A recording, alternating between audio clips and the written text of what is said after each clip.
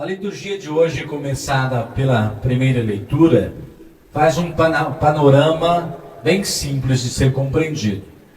O primeiro panorama é mostrar lá a criação de Deus, mostrar o que ele fez, qual foi o seu trabalho, e termina ali, no sétimo dia, Deus descansou. A ideia ali é que ele convida trabalhadores. Ele convida pessoas que vão trabalhar, mas também dedica um tempo para Deus. E qual que é esse tempo que ele fala? É um tempo guiado por alguma coisa. Por isso que depois ele fala sobre os 10 mandamentos. O primeiro mandamento que ele fala ali, além do amor que ele tem por Deus, que ele fala na primeira parte, ele começa falando dos pais. E daí ele dá uma ênfase, não matarás, e daí vai falando sobre tudo aquilo que guia a nossa vivência no dia a dia. A ideia aqui, central, é nós nos perguntarmos, com o que nós estamos embasando a nossa caminhada nesse mundo? Qual que é o nosso guia? Qual que é a fita, a linha que nos guia todos os dias? Para o cristão, é exatamente esses 10 mandamentos. E o que nós temos que valorizar nesses 10 mandamentos? Valorizar como nós estamos vivendo eles. Será que nós estamos sendo guiados por essa moral, por esses valores que os 10 mandamentos digam e falam para nós? Ou nós estamos vivendo fora desse compromisso? Olhar para a mulher, para o homem, para as coisas do próximo, tirar a vida das pessoas. E isso eu não preciso puxar uma arma ou uma faca para a pessoa. Ao modo que eu falo, o modo que eu exploro as pessoas, eu estou matando também. Quando eu tiro a dignidade do ser humano frente a mim, roubando ou buscando alguma coisa de deplorável nas pessoas, eu estou matando também. Então, aí que está. A ideia aqui que não é só uma questão de morte, uma questão de como eu estou preservando a vida das pessoas e das coisas em torno de mim. E a partir daí então vem a cobrança. Como eu estou vivendo? Qual é o lema e a ação da minha vida que me faz progredir a cada passo? Qual é o valor que me guia? Essa é a pergunta da primeira leitura. Não adianta eu trabalhar de sol a sol sem um compromisso com o ser humano que está ao meu lado. Porque de nada vai adiantar o meu serviço se eu não valorizar as pessoas que estão do meu lado, se eu não gerar vida, se eu não gerar comprometimento, se eu não gerar responsabilidade, que é isso que faz os 10 mandamentos. Não adianta nada eu ter tudo na mão, porque tudo para mim será objeto da minha vontade, do meu desejo. E isso vai fazer de mim uma pessoa egoísta, uma pessoa capaz de matar o outro pela ganância do mundo.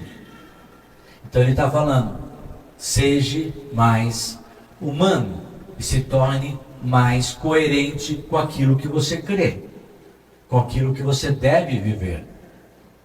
E partindo desses 10 mandamentos, nós vamos então chegar na segunda leitura.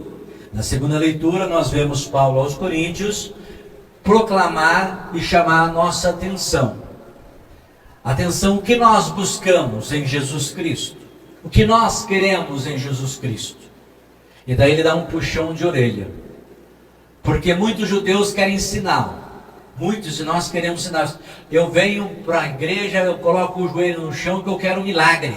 Eu quero uma cura no câncer, eu quero acertar a cena, eu quero ficar rico. Eu quero um milagre na minha vida. Só assim vou acreditar. É isso que os judeus faziam. Eles queriam sinais. Sinais que Deus existe mesmo. Sinais que Ele pode fazer a diferença. Só que nós queremos sempre grandes coisas.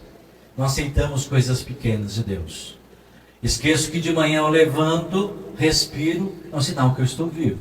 É um sinal que Deus está comigo. E assim sucessivamente, nós só queremos coisas grandes como sinal. E por sua vez, ele fala dos gregos. O grego quer sabedoria. Só que a sabedoria do grego é inteligência, capacidade de compreender, capacidade de conhecer. Essa é a sabedoria do grego. A sabedoria de Deus é diferente. A sabedoria de Deus para nós é loucura, porque a sabedoria que os gregos pregam é o conhecimento humano. Enquanto os judeus querem que caia tudo do céu as coisas, o grego quer que tudo aquilo que o homem pode fazer. E daí não acredita em Deus. O Deus para ele é ele mesmo. E daí fica nessa dualismo. Enquanto um quer tudo de mão beijada, o outro acha que tudo é competência do homem. E daí vem o cristão, nós cristãos. Ele pergunta, e o que o cristão acredita? Nós acreditamos num Deus crucificado, num Deus morto, mas um Deus que ressuscita. Nós acreditamos nesse Deus crucificado, nesse Deus que ressuscita. Para os judeus é loucura, para os gregos é mais ainda. Mas para nós acreditamos que esse Deus se encarnou, ou seja, a sabedoria de Deus nos faz pessoas diferentes, porque nós não esperamos tudo do céu, nós nos esforçamos para conquistar, mas acreditamos que a força de Deus nos impulsiona a conquistar as coisas, diferente do grego, diferente dos judeus. Nós juntamos esse desejo que Deus esteja conosco e nos ajude, ao mesmo tempo ajuntamos o conhecimento do homem, que é capaz de conquistar as coisas também, um impulsionando o outro para a vida. Viu a diferença? Enquanto cada um caminha de um lado para o outro, nós juntamos tudo e colocamos em cada um de nós essa possibilidade de ter o divino conosco e ao mesmo tempo ter o potencial humano de conquista. É isso que está falando para nós a segunda leitura.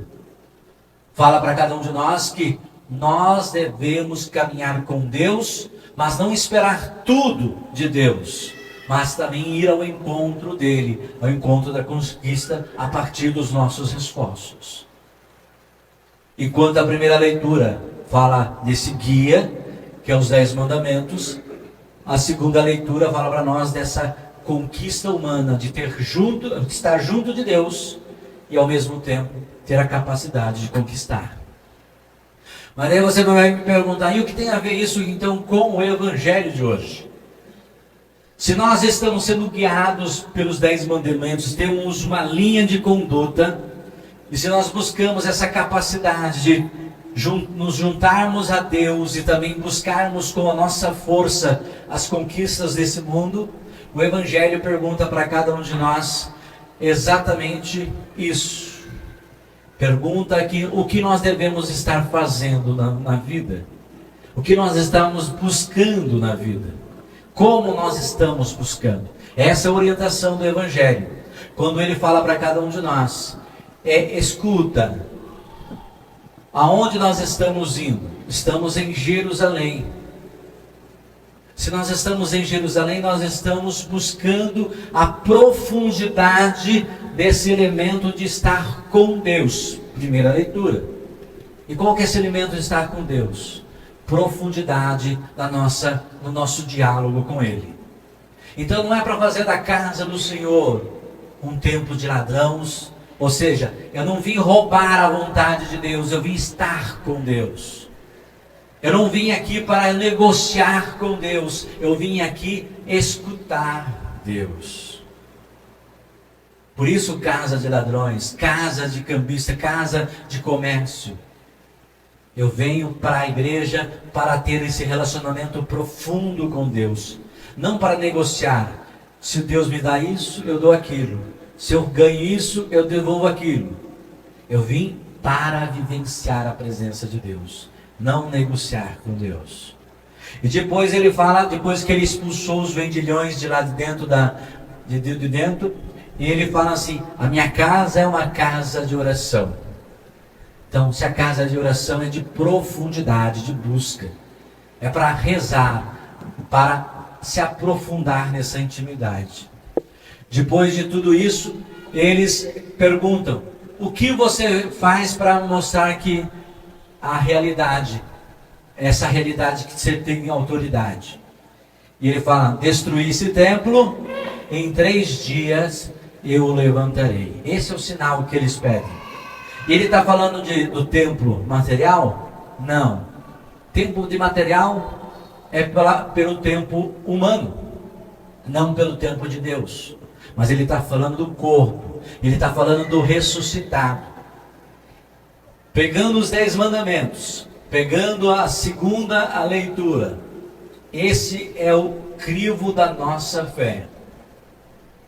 Qual que é o elemento guia da nossa fé? Se você falar assim, sou cristão, e não acreditar na ressurreição, tem alguma coisa errada na sua fé. Por isso que ele fala do ressuscitado no Evangelho.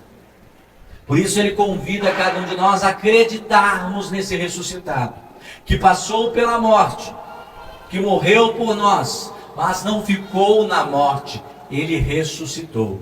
E é por essa ressurreição que nós temos essa capacidade de acreditar na eternidade. E é isso que ele fala para cada um de nós hoje. Convida nós termos esse guia na nossa vida, orientação, valores. Nos chama a convocar essa presença íntima de Deus e a nos esforçar para conquistar essa intimidade. E depois ele convida cada um de nós a acreditarmos no ressuscitado. Porque assim o nosso futuro não está limitado com a nossa morte. O nosso futuro está além da morte. Porque nós acreditamos que Deus convida cada um de nós a uma vida eterna.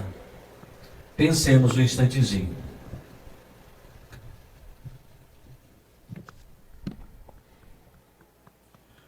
Louvado seja o nome de nosso Senhor Jesus Cristo. Para sempre seja louvado.